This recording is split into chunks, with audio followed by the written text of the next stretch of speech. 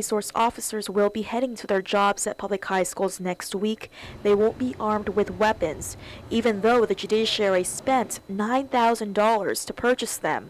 Court Policy Planning and Communications Director Josh Tenorio. The firearms were purchased months ago, as part of the execution of, the grant and the promises that were made to get this program underway.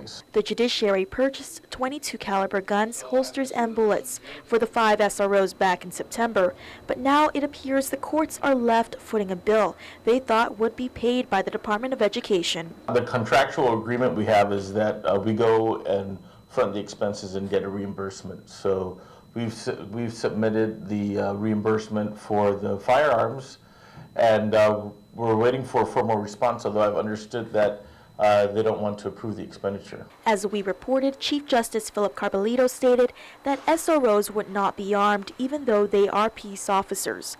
There was a significant outcry in the community and among elected leaders about allowing firearms on campus even though previous SROs carried guns.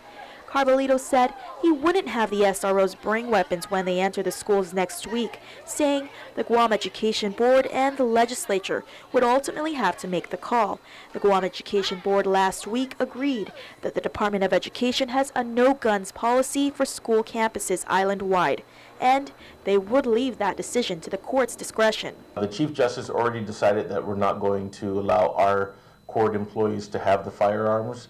And if there's a policy or a law that's changed, otherwise we wouldn't reconsider that until sometime when the next school year starts. So now the court is left with weapons, ammo, and holsters for guns that won't be used by SROs and that may not be reimbursed by DOE, who doesn't want them. What's going to happen now is we're going to have to work with the Chief Probation Officer to determine where the need is. If the federal funds are no longer going to pay for these firearms, this is still an open transaction, and so we're going to have to take a look at internally what we need to, where the need is, and then assign all that equipment to where the need is. Reporting for Guam's News Network, I'm Crystal Paul.